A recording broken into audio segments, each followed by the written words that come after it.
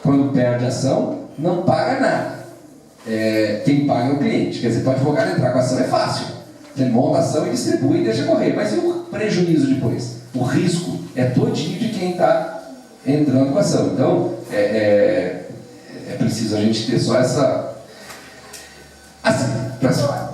Um minutinho só, sobre a questão das custas. Ontem eu fui testemunha num processo que o Dr. Nilson está defendendo um trabalhador da FAO. Ele entrou por causa da carreira, é um processo complicadíssimo. E ele quis entrar por causa da carreira, que envolve assédio moral e discriminação, uma série, um arcabouço de direitos que ele tem e que foi desrespeitado dentro da FAO. O Dr. Nilson deu o valor da causa, 50 salários mínimos. A USP, ontem foi a audiência, a USP antes de ontem, às 6 horas da tarde, protocolou um processo, um calhamaço assim, e deu o valor da causa sem salários mínimos. A USP, então, imagine só, sem salários mínimos. Aí o doutor Nilson foi obrigado a pedir para a juíza suspender a ação para ele falar exatamente sobre isso. O risco.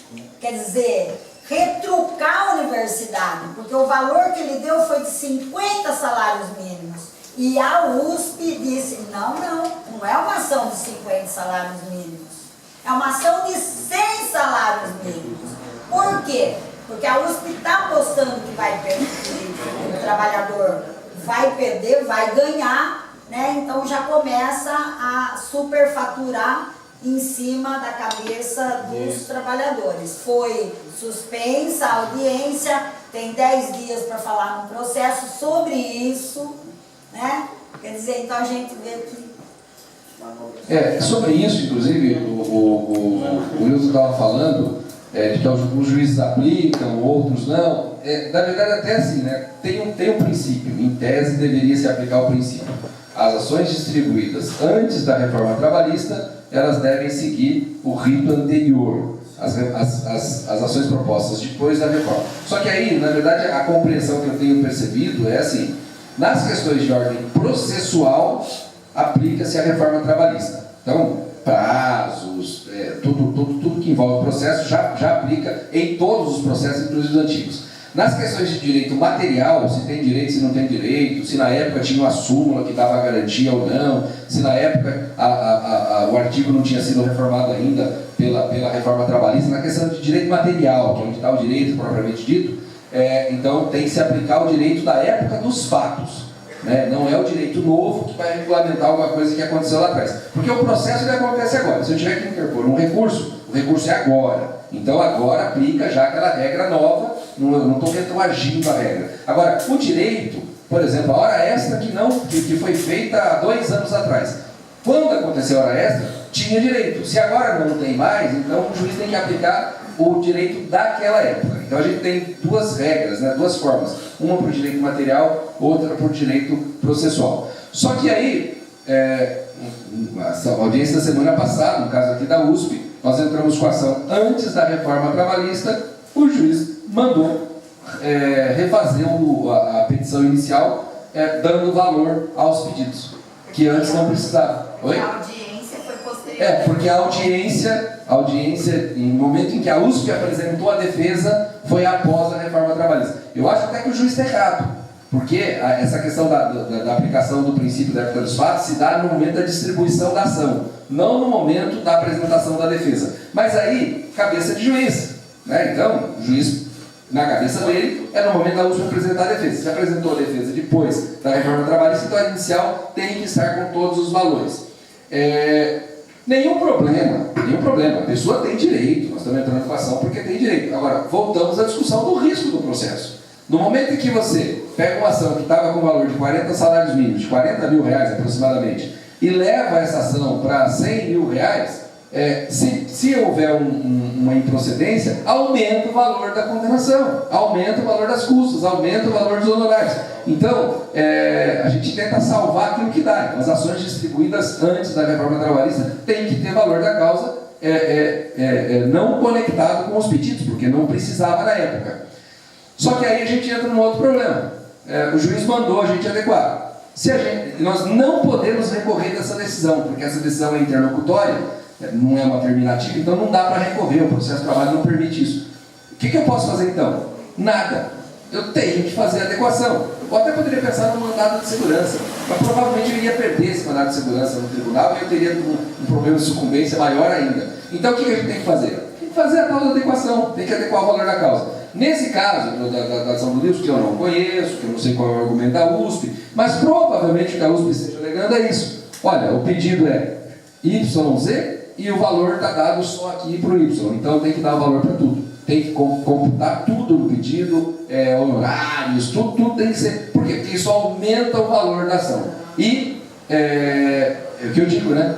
Quem está pedindo isso para aumentar o valor, nem é a USP, são os procuradores. Sim. Eles que estão interessados na sucumbência, eles que estão interessados em, se ganhar a ação, vão poder executar e ainda com certeza vão querer se utilizar de desconto em folha. Então, essa virou uma briga jurídica por honorário, uma briga jurídica por sucumbência, coisa que não tinha antes da Justiça do Trabalho, isso não acontecia. Então eu entendo a USP, a gente vai precisar fazer o contraponto sempre, só que para as ações distribuídas agora, depois da reforma trabalhista, nem cabe muito essa discussão, porque a gente já tem que dar valor a todos os pedidos, então não tem muito. A não ser que a gente errei na hora de calcular o pedido, a USP viu, está pedindo 50 horas extras e deu o valor só de 20. Mas aí eu comprometi o pedido. Então, nesse caso, dificilmente a USP iria fazer algum tipo de discussão, porque era para pedir 50, eu pedi 20. Então eu pedi errado. Então, nesse caso, a questão essas discussões vão acontecer somente com as ações que foram distribuídas antes da reforma e que estão tendo audiência agora. Então isso vai acontecer agora, durante alguns meses, né? Talvez aí durante esse ano de 2018, aconteça esse debate, a USP querendo aumentar o valor da causa para as ações distribuídas antes da reforma trabalhista. Porque as ações distribuídas depois da reforma já não vão passar por isso, já vão ter o valor real mesmo. Mas essa é uma questão realmente, a USP interessada em aumentar o valor para poder tentar, de alguma forma, se a ação for improcedente, os procuradores têm acesso aos honorários. E engraçado, né? E se for procedente, quem paga não são os procuradores, aí quem paga é a USP. Se é improcedente, os honorários vão para os procuradores. Se ela é procedente, quem paga os honorários para o advogado do reclamante, aí é a USP. Por isso que eu digo que o advogado não tem comprometimento, nem o procurador da USP, não tem comprometimento. Por isso que me preocupa, nesse momento, eu sei que não é o caso, né, daqueles que estão aqui e tal, mas eu procuro sempre dizer, procure o sindicato, entre com a ação com o sindicato, porque entrar com a ação com o advogado particular, o advogado vai traçar o canto da sereia para que você entre com a ação, porque ele não tem risco nenhum, os riscos são todos seus. Antigamente, os riscos eram muito menores, então a gente via, inclusive, muitas situações, chegava às vezes no departamento, na unidade, eu entrei com a ação com um advogado, não sei o quê, advogado, que a gente fala de particular. Tudo bem, até falava, cara, tá pagando honorários para esse advogado, muitas vezes o advogado ligava para a gente para perguntar sobre o estatuto da USP, se tinha convenção coletiva, se não tinha convenção coletiva, e eu olhava e pensava, que dó da pessoa, foi procurar um advogado que sequer conhece a estrutura da USP, é difícil trabalhar contra a USP sem conhecer a sua estrutura, mas tudo bem, eu tenho noção que a gente, de cada 2 que procura a gente, 200 procura advogado lá fora, sem problema nenhum. É que agora eu percebo o seguinte, os advogados lá fora continuam incentivando a entrar com a ação. Por quê? Porque eles não estão nem um pouco preocupados com sucumbência, com custos, com nada. Não tem comprometimento nenhum. Só que agora o risco é grande. E a preocupação é quem não tiver essa consciência e continuar, né, meio que entrando com ações sem esse debate. Porque não que as pessoas devam fazer esse debate e não entrar com a ação. Não é isso. É que tem que fazer o debate, a pessoa tem que ter consciência do risco, porque inclusive tendo consciência do risco, ela se compromete com a ação. se compromete a ir atrás da testemunha, se compromete em providenciar os documentos. Eu entrando com essas ações de compensação de horas extras para aqueles que atuam em atividades insalubres, eu falo, eu preciso da folha de ponto, da folha de frequência dos últimos 5 anos. Ah, mas todas? Todas. Absolutamente todas. Contrário, eu não entro em ação. Por quê? Porque é um documento imprescindível, sem ela eu não consigo entrar. Se fosse um documento que a USP não fornecesse, vamos precisar entrar com a medida judicial, alguma coisa, mas ela fornece. Então a pessoa tem que providenciar o documento. Por quê? Porque sem o documento você não tem como calcular as horas, você não tem como dar valor para... Aí você coloca isso de uma forma equivocada, pode superfaturar, ela vai ter que pagar a sucumbência pelo que foi superfaturado. Doutor Alceu, aproveitando essa sua fala agora, lá em Ribeirão Preto, tem juízes, lá tem varas de trabalho, que eles estão marcando uma audiência que não existe nem no código, justamente para ver se a pessoa desiste do processo. Eles estão sendo advertidos, a palavra é essa. Você entrou na época anterior, mas hoje nós vamos julgar com a lei nova. Sua chance é agora. Se você não desistir do processo, você vai ter que arcar com as custas. É uma forma até de um terrorismo da Justiça do Trabalho, né? Alguns juízes, não são todos, estão marcando esse tipo de audiência, advertindo os demandantes, né? Que tem ação, que tem um grande risco de perda, de vários pedidos. Esse seria mais no âmbito da advocacia particular, mas existe essa preocupação até dos juízes com relação à condenação de custas de reclamantes que inadvertidamente não sabem ainda que correm esse risco. Eu acho que a reforma trabalhista, quando você disse, não acabou com a Justiça do Trabalho, porque se tivesse acabado efetivamente a gente teria todas as demandas numa justiça comum, mas a reforma trabalhista, na essência do processual, tentou equiparar com a justiça comum. Então, todas as regras da justiça comum na esfera processual foram equiparadas à justiça comum. E isso que traz o prejuízo, porque quando a formação do processo do trabalho, ele trazia uma carga de princípios protecionistas que a justiça comum nunca teve. Os operadores do direito da justiça comum já não têm essa formação dos princípios da justiça do trabalho. E a hora que a reforma traz questões processuais equiparadas, o nosso processo do trabalho está praticamente equiparado ao processo civil hoje, em questões de prazos, custas, sucumbência. A hora que ela equipara, no processo, ela tira a proteção da parte processual. É que não foi uma morte, porque ela não tirou a proteção ainda das questões de direito, mas a proteção das questões processuais já foram retiradas e equiparadas para a justiça comum. E é aí que a gente começa a sentir os efeitos. Foi uma morte súbita, mas o doente está estável. É exatamente isso. Não, eu não queria entrar muito apenas colocar em relação a essa questão das sucumbências e os procuradores.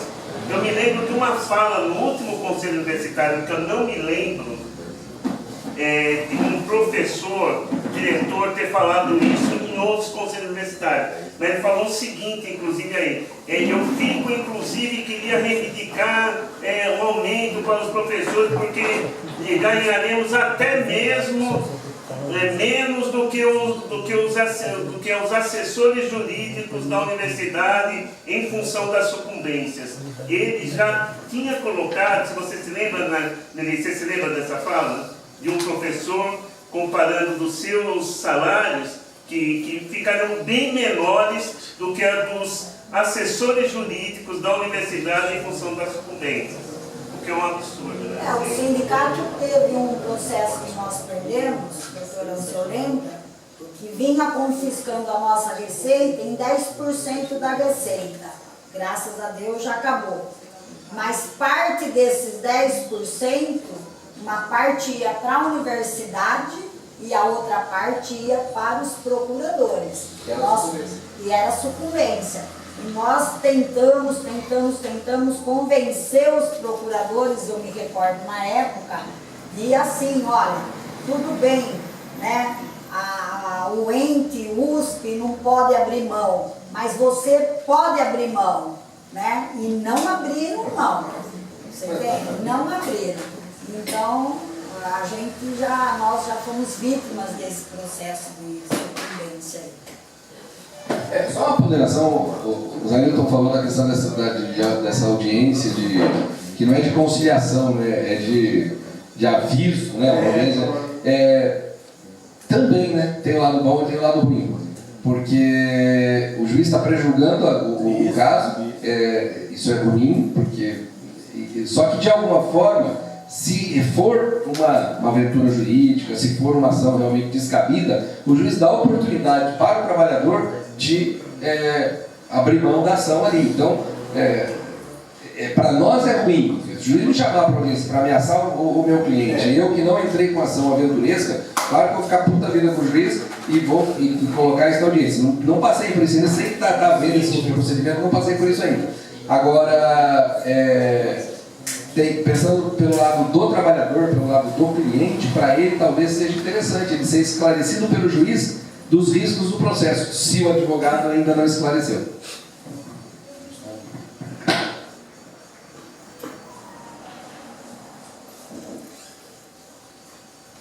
Vocês vão abrir para perguntas? Acho que sim, ou intervenções. Posso fazer três perguntas? Usa o microfone para a gravação também, não precisa. É bom.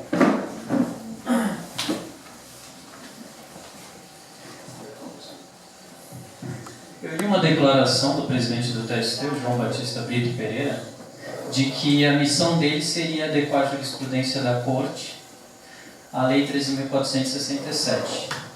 Não sei, vocês enxergam a possibilidade de que isso implique na reforma de acórdãos e sentenças de instâncias inferiores no TST, que ele possa adequar todas essas sentenças para a reforma trabalhista? A segunda... Posso responder? Pode fazer. Até porque senão depois vira um baralhamento de ideias. Essa questão da adequação da jurisprudência, isso vai acontecer. Independente de uma declaração pública que o presidente tenha dado, isso a gente acaba percebendo no dia a dia. As sentenças já proferidas, óbvio, a sentença já proferida não se muda.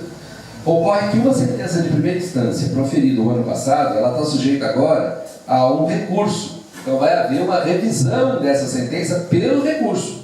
E aí, no recurso, o tribunal pode reformar aquela decisão. Por quê? Porque a decisão levou em conta uma norma jurídica que hoje não existe mais.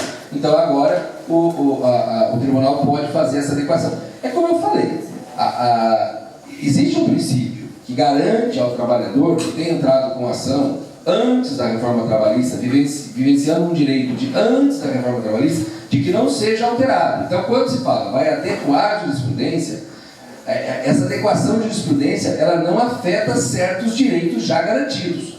Agora, muita coisa pode ser afetada, até mesmo direitos já garantidos podem ser prejudicados. Como eu acabei de falar, uma ação distribuída no ano passado, antes da reforma, que agora o juiz manda adequar o valor da causa. Isso é uma afronta a um direito garantido. Se o princípio fala que as ações distribuídas antes não podem ser afetadas pela reforma trabalhista, esse juiz está afetando. E eu não posso nem recorrer dessa decisão, porque não me cabe um recurso de decisão interlocutória. Então você fica de mãos amarradas, você tem que fazer o quê? Ou desiste dessa ação e entra com outra, mas aí se eu for entrar com outra, eu vou entrar agora, durante o período já da vigência da reforma. Então eu tenho que seguir a ordem judicial para não prejudicar ainda mais o cliente, apesar de não concordar com ela. Então, reforma de jurisprudência vai acontecer com certeza. E de toda a jurisprudência, claro, que esteja desconforme com as novas regras da reforma trabalhista. Não significa, mas eu ganhei uma ação que já está na fase de cálculo. Não, isso não vai mudar. A ação vai continuar normalmente até acabar. E aquilo que foi decidido e transitou em julgado, ou seja, já teve decisão definitiva, não cabendo mais nenhum recurso, aquilo não se mexe mais. O problema são aquelas decisões que estão em andamento ainda nos tribunais e que ainda pode caber uma decisão nova do TST, uma decisão nova do Supremo. Então agora a tendência é que se aplique a reforma trabalhista. Mas sempre levando em conta essa história de que se foi um direito anterior, a reforma trabalhista, em tese, há que se aplicar a lei da época, não a lei nova. Agora, e para essas ações que estão sendo distribuídas agora? Aí a tendência é de uma ampla reforma mesmo nos próximos anos. O tribunal venha modificar acórdãos, venha modificar súmulas, venha modificar orientações jurisprudenciais para fazer a adequação. Por quê? Porque o tribunal ele é um intérprete da lei. Então, cabe ao tribunal, é a função dele, inclusive, interpretar a lei. E a lei agora é essa. Essa é a lei. Então, cabe a ele dar a melhor interpretação. A gente busca, inclusive, uma interpretação mais favorável ao trabalhador, a gente busca argumentos, a questão da constitucionalidade, que a reforma é inconstitucional. Só que o intérprete final não são os advogados, o intérprete final é o juiz, são os desembargadores dos tribunais. Então, por conta disso, assim, fala contado, vai haver reforma jurisprudencial por conta da reforma trabalhista. Então, essa questão antes era direito e todos os tribunais garantiam esse direito, mas agora a tendência é que os tribunais passem a modificar o seu entendimento, como é o caso da dano moral da greve. Os tribunais, o TST modificou o entendimento, por quê? Nem foi porque teve uma lei, foi porque o Supremo Tribunal interpretou a questão do direito de receber salário durante o período de greve. Foi uma interpretação de um tribunal, mas foi o STF. Os tribunais inferiores, TST, DRTs, passaram a pensar diferente em razão dessa decisão. Agora nós temos uma lei. Aí a lei ela tem mais efetividade, ela é mais forte do que uma decisão do Supremo. A lei é a lei, cabe ao juiz cumprir a lei. Por isso que a tendência é que haja assim. Newton. Nesse sentido. Beleza.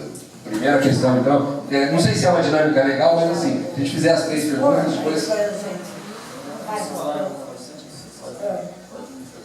A minha maior preocupação, quando eu ouvi essa declaração, era de que isso fosse aplicado às ações que foram ajuizadas antes da reforma vigente.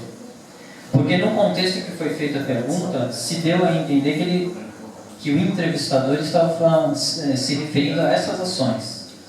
E eu não sei, o Newton deu o exemplo da 15ª vara. Na 15ª vara pode ser que o entendimento prevalente seja o de que ações que foram ajuizadas antes da reforma trabalhista devem seguir os expedientes anteriores à reforma trabalhista. Mas pode ser que o TST, essa é a minha preocupação. Eu digo como parte interessada, inclusive, porque foi ajuizada uma ação, eu sendo demandante, anteriormente à reforma trabalhista, e eu acho que eu corro um risco grande de que no TST seja reformado, mas isso a gente vai ver. Agora, um tanto mais especulativo, mas talvez vocês ouçam um rumor a respeito disso. A ministra da Justiça francesa, ela propôs a redução dos tribunais, de todos os tribunais cíveis, trabalhistas na França, a redução do número de serventuários, amanuenses, funcionários em geral, e a extinção mesmo física de alguns tribunais. Não sei se vocês ouvem algum rumor de que isso possa acontecer no trabalho, aqui no Brasil, tendo em conta que a Justiça do Trabalho está tendo agora uma demanda muito menor. Uma última pergunta mais pontual. A gente discutiu isso quando estava sistematizando as propostas para um novo acordo coletivo. Tem 2 portarias ministeriais que regulamentam o registro eletrônico de ponto e a implantação de um sistema alternativo ao registro eletrônico de ponto. A portaria 1510 de 2009 e a portaria 373 de 2011. A portaria 2009, no artigo 3º, proíbe expressamente que haja um sistema alternativo quando implantado o sistema eletrônico do Ministério do Trabalho e Emprego. E a 373 derroga parcialmente e abre a possibilidade de que haja um sistema alternativo desde que pactuado entre empregado e empregador por meio de convenção coletiva ou acordo coletivo de trabalho nos artigos 2 e 4 dessa portaria. Aqui nós firmamos na USP um acordo coletivo que prevê o sistema eletrônico alternativo na cláusula 19ª do nosso acordo coletivo, mas não prevê um sistema alternativo não eletrônico. Ou seja, do meu ponto de vista, textualmente, contraria a normalização da portaria 373. Mas a gente, no polo gestor do campus, foi o Brandão que disse, que assina a frequência manualmente. É possível ajuizar uma ação? Como essa ação deveria ser ajuizada? O que se pleitearia nessa ação? Não sei se você entendeu a opção. Deixa eu completar. Essa. Nós temos sim regulamentação de frequência diferente. Nós temos ponto eletrônico para uma parte da categoria e nós temos um segmento da categoria que ela continua registrando ponto, assinando ponto, que são os motoristas. Sem previsão no certo? Que é irregular. Exatamente. Eu não sei se é irregular ou não, você entende? E agora está a discussão entre os companheiros motoristas, né? E uma das discussões, que inclusive eles vão decidir dia 17 em assembleia, eles estão divididos, né? Qual é a divisão entre eles? Tem uma parcela deles que querem botar o ponto eletrônico. Por quê? Porque eles não fazem apenas 2 horas a mais por dia. Eles chegam a fazer 10, 11 horas por dia a mais de trabalho. Então essa leva de trabalhadores querem o ponto eletrônico, porque é a única forma deles receberem horas extras. E por outro lado, tem a turma que já ganha horas extras, então são motoristas, né, da nata da universidade, já ganham horas extras, já têm os seus privilégios, né? Então, essa parcela não quer botar o dedo, certo? Então, esse vai ser o grande embate aí nesse segmento da categoria. Então, nós já temos na universidade essa diferenciação, agora não sei como fica juridicamente. E, inclusive, é o assunto de questões emergenciais para aditar, né, no acordo aí. Bom, sobre essa questão da redução dos tribunais, fazer uma ponderação assim, isso já vinha acontecendo antes da reforma trabalhista. Com a implantação do processo judicial eletrônico, já não existe mais, por exemplo, os cartórios distribuidores da Justiça do Trabalho. O que a gente tem visto é que cada vara do trabalho, que historicamente cada vara tinha um juiz, hoje a gente tem percebido cada vara com 2 juízes, ou seja, uma vara do trabalho está comportando o dobro de processos que comportava antes, porque o juiz que coordena os trabalhos do processo, ele está então se utilizando do número de funcionários que antes cada juiz tinha um cartório, agora 2 juízes têm o mesmo cartório. Com isso, então, duplicou o trabalho. Diminuiu alguns trabalhos manuais, porque o processo não é mais físico, o processo é eletrônico, então houve uma compensação, mas isso pode ser observado como uma redução do número de cartórios e vagas. Há uma forte tendência para que se diminua ainda mais. As pessoas se perguntam, como é que vai acontecer isso? Simples, eu quero ver concurso para escrevente da Justiça do Trabalho nos próximos 10, 20 anos. Não vai acontecer. A tendência é que esses funcionários que vão se aposentando, a Justiça do Trabalho vá se reorganizando e vai diminuindo cada vez mais. Até porque o processo eletrônico vai permitir que um número mínimo de pessoas estejam trabalhando com o processo. Hoje, quando eu entro com uma petição, primeiro que eu tenho que digitalizar todos os documentos, eu tenho que pôr tudo na regra, eu tenho que diminuir o volume do documento, dividir o documento se for necessário, tem toda uma regra para que eu possa colocar o documento no sistema. Quando eu coloco o documento no sistema, ele entra como se fosse numa caixa de e-mail para o juiz, diretamente para o juiz. Então não vai, antigamente eu fazia a petição, eu levava no cartório, tinha um funcionário que furava, tinha outro que carimbava, aí outro que colocava em branco no verso, aí tinha que fazer a autuação, colocar uma capa, aí ia para uma mesa, esse funcionário da mesa conferia folha por folha, numerava cada uma das folhas. Então tinha um trabalho manual feito no processo físico que hoje não existe mais. Mas e no processo eletrônico? Qual é o trabalho que tem? Praticamente o processo eletrônico ele é advogado-juiz. O juiz observa lá, É como se ele respondesse a um e-mail. Defiro, indefiro, para. Ele precisa de uma estrutura? Precisa. Então ele tem que ter uma estrutura, por exemplo, oficial de justiça. Precisa de oficial de justiça, às vezes para dar cumprimento no mandado. Compra-se, tem que ir um oficial de justiça lá. Agora, aquela estrutura de cartório, a tendência é que ela cabe. Por exemplo, o cartório distribuidor que eu falei, é o cartório que recebia a petição inicial, que recebia os protocolos e que dentro do fórum distribuía. Ia para a primeira, para a segunda, para a terceira vara. Hoje não precisa mais, porque a sua petição vai direto para o juiz da vara. Quer dizer, não tem mais o que distribuir, não tem mais o que fazer.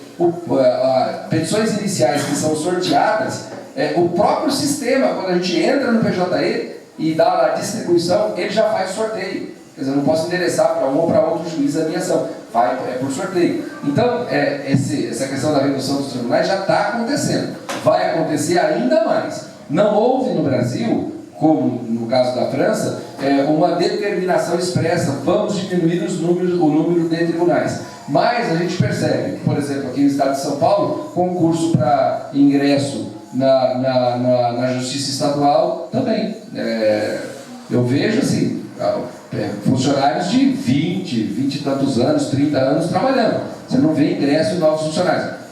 Isso é o sucateamento do judiciário que foi implantado aqui no estado de São Paulo pelo PSDB. É nítido isso, aparência, fala sobre isso. Agora, isso está acontecendo no Brasil inteiro, não é só aqui, está acontecendo também no âmbito federal, não é só no estadual, e na Justiça do Trabalho, a implantação do PJE talvez tenha sido justamente a equiparação com essa deliberação francesa de efetivamente reduzir o número de tribunais, porque o PJE fez isso, reduziu. Com a Constituição de 88, constava na Constituição a obrigatoriedade de que cada estado da federação tivesse um tribunal regional do trabalho. Depois as reformas constitucionais futuras fizeram que hoje, por exemplo, o tribunal da 10ª região Distrito Federal, Tocantins e Goiás. Então tem basicamente 3 entes federados com um tribunal só. A única exceção que nós temos de 2 tribunais em um estado é aqui em São Paulo, que é a 15ª região e a 2ª região. E qual a perspectiva de outros estados que estão com volume gigantesco de processo? Paraná está com volume grande, Rio de Janeiro com volume grande, de ter mais um tribunal? Nenhuma expectativa, nenhuma. Não vai ter mais um tribunal. O que eles vão fazer, de repente, colocar 3 juízes numa vara só, eles vão...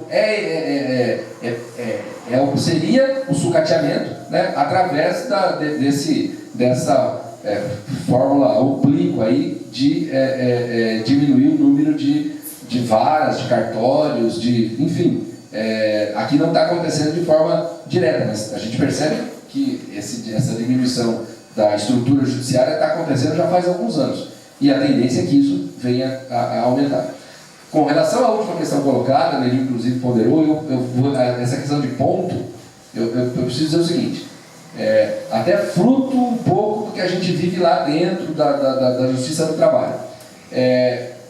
O que o Judiciário vê acerca do controle de ponto, porque nós vivenciamos aqui na USP a questão do ponto eletrônico, é uma novidade, há uma preocupação, enfim, aqui a gente tem largas críticas ao ponto eletrônico, mas o que se vê, primeiro que a lei fala o seguinte, tem que haver controle de ponto para toda empresa que tenha mais de 10 empregados. Esse controle de ponto pode ser manual, mecânico ou eletrônico. O ponto eletrônico, ele é um garantidor para o empregado, porque em razão da condição eletrônica, apesar que hoje, né, hoje se frauda qualquer coisa, mas há uma presunção lá no judiciário de que é muito mais difícil fraudar um ponto eletrônico do que fraudar um ponto mecânico, ou do que fraudar um ponto manual, pior ainda, né? Manual, principalmente porque trabalhando na área da construção civil, aí, que tinha a questão do apontador, quer dizer, o cara nem anotava o ponto dele, tinha um funcionário que anotava o ponto de todo mundo, e fazia o que queria, quer dizer, aí não era nem fraude, o cara fazia o que queria. E também faculdade de medicina, faculdade de saúde pública, escola de enfermagem. Fazem isso?